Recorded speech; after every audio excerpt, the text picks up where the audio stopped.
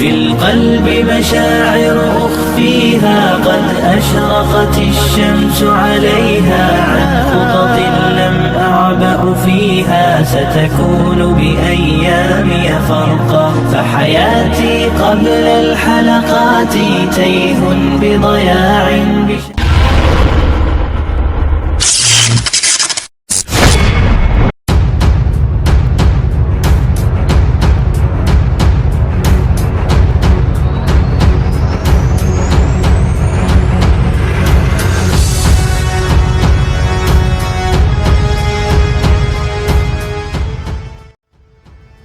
Assalamualaikum warahmatullahi wabarakatuh. Apa kabar sahabat Amirul Mukminin? Semoga semua dalam lindungan Allah Subhanahu wa taala. Hadis ini diriwayatkan oleh Mu'ad bin Jabal dari Ibnu Abbas radhiyallahu anhu. Dia berkata bahwa suatu hari dirinya bersama sahabat lainnya dan Rasulullah sedang mengadakan pertemuan di rumah salah satu sahabat Ansor di Madinah. Tiba-tiba dari luar rumah terdengar seseorang mengetuk pintu dan meminta izin untuk masuk. Iblis berkata, "Wahai penghuni rumah, apakah kalian mengizinkan aku masuk karena kalian membutuhkan aku?"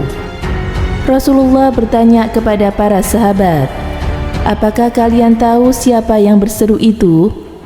Para sahabat berkata, "Tentu Allah dan Rasul-Nya lebih tahu."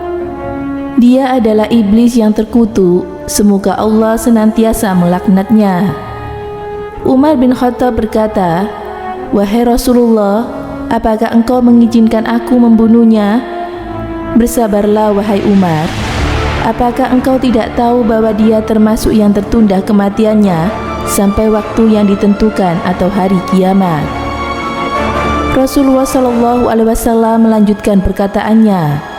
Beliau meminta kepada para sahabat agar mendengarkan dan memahami ucapan yang disampaikan oleh iblis. Setelah pintu dibuka, masuklah iblis di tengah-tengah majelis tersebut. Rupa iblis tersebut sangatlah mengerikan. Dia adalah sosok tua dengan mata buta sebelah serta memiliki janggut sebanyak 7 helai dan menyerupai rambut kuda. Kedua kelopak matanya terbelah dan memanjang ke atas. Kepalanya seperti kepala gajah yang sangat besar. Gigi taringnya memanjang keluar seperti taring babi dan kedua bibirnya seperti bibir macan. Iblis berkata, "Assalamualaikum ya Muhammad. Assalamualaikum ya jama'atal muslimin." Rasulullah SAW menjawab, "Assalamu ala lillah ya la'inin. Aku mengetahui engkau punya keperluan terhadap kami. Apa keperluanmu itu, wahai iblis?" "Wahai Muhammad, aku datang ke sini bukan atas kemauanku, namun karena terpaksa." "Siapa yang memaksamu?" "Seorang malaikat dari utusan Allah telah mendatangiku dan berkata, Allah Subhanahu wa ta'ala memerintahkanmu untuk mendatangi Muhammad sambil menundukkan diri. Beritahu Muhammad tentang caramu dalam menggoda manusia. Jawablah dengan jujur semua pertanyaannya. Demi kebesaran Allah, andai kau berdusta satu kali saja, maka Allah akan jadikan dirimu debu yang ditiup angin. Oleh karena itu, aku sekarang mendatangimu. Tanyalah apa yang hendak engkau tanyakan. Jika aku berdusta, aku akan dicaci oleh setiap musuhku. Tidak ada sesuatu pun yang paling besar menimpaku daripada cacian musuh."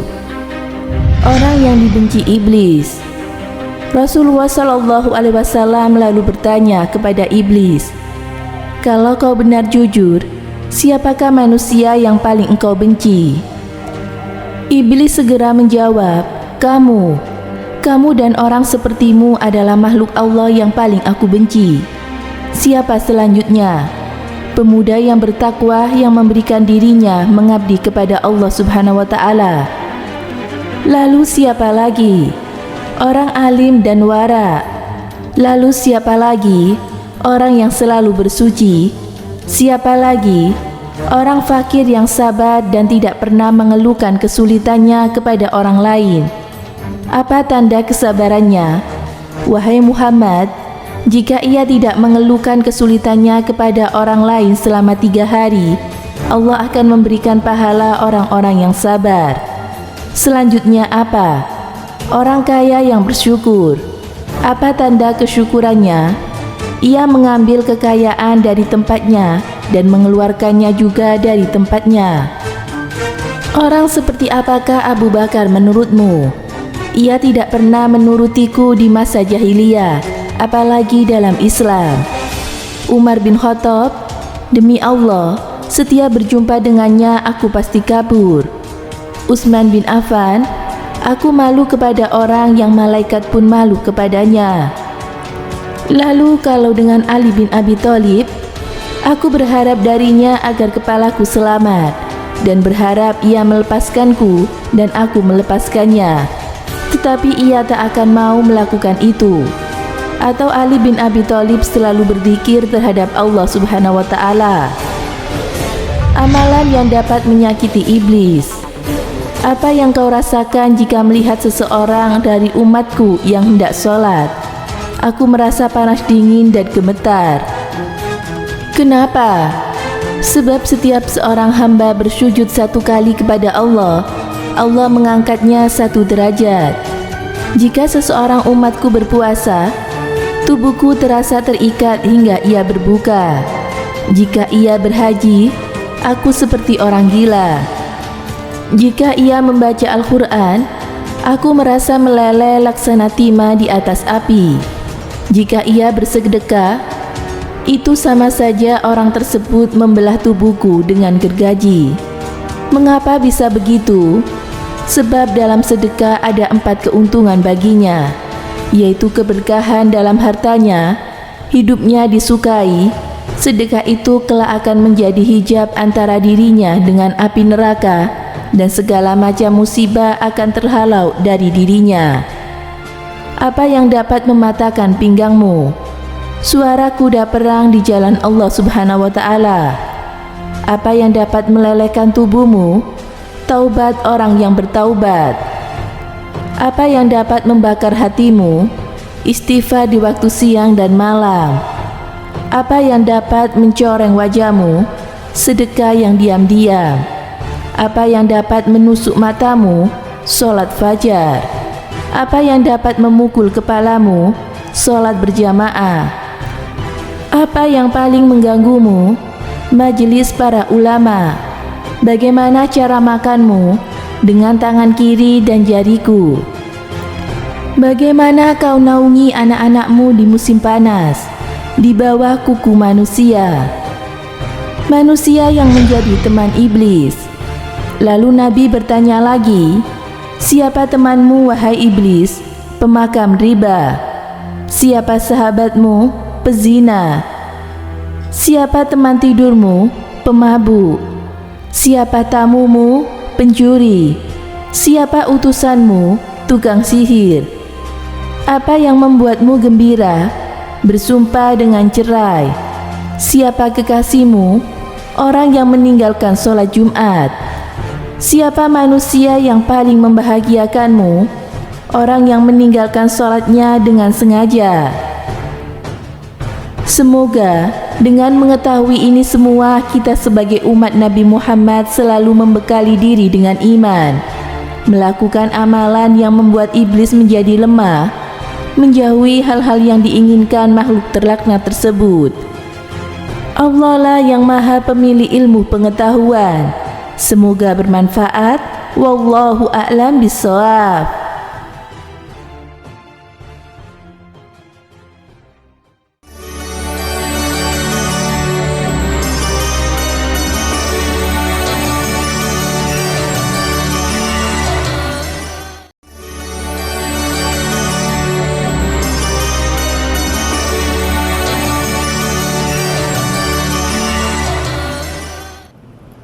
Assalamualaikum warahmatullahi wabarakatuh. Di dalam bahasa Arab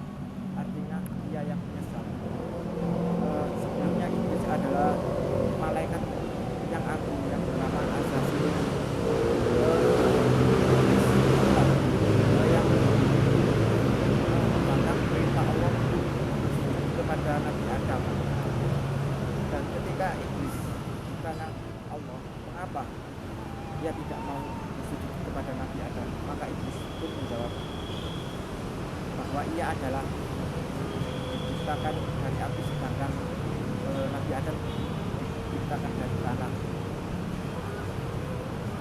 Maka unsur api lebih tinggi daripada unsur tanah, kata iblis.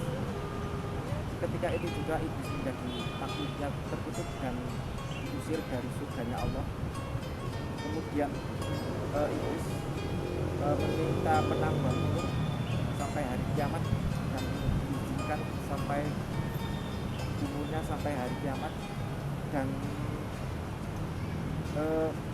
iblis akan terus menggoda anak cucu Adam. Iblis yang tertua, yakni iblis yang menggoda Nabi Adam, turun langsung dalam dua peristiwa besar dalam kehidupan Nabi Muhammad, yakni hijrah Nabi ke Madinah. Yang kedua adalah perang perdana umat Muslim dan kafir Quraisy, perang Badar.